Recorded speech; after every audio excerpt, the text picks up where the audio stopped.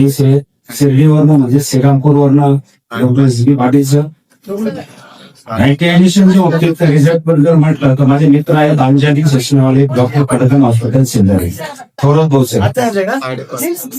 साहेब हा त्यांना माहिती आहे. तर अँटी ऍडिशनचा रिझल्ट म्हणजे पडगण हॉस्पिटल आमच्या श्रीरामपूरमध्ये त्या शेजारी आमच्या सशनावला त्याला 2 मुलं आहेत, त्याचे 3 दुकानं आहेत. 2 दुकान सांभाळतात आणि एक स्वतः सांभाळतात. पण दोन्ही दुकानं जे आहे एक राहत्यामध्ये एक नेवाशामध्ये आणि एक श्रीरामपूरमध्ये.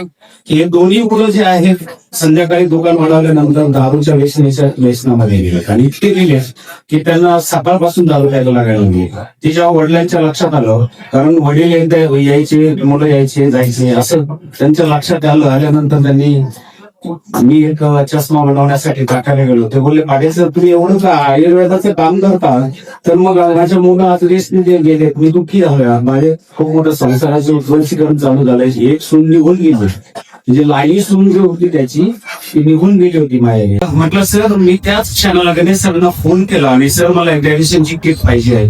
मला जास्तीत जास्त 1.5 तासामध्ये किट श्रीरामपूरमध्ये पोहोचली भरत साहेब आणि मी ती किट त्यांना दिली. मित्रांनो ते एका किट मध्ये जवळपास 80% त्यांना रिझल्ट आला.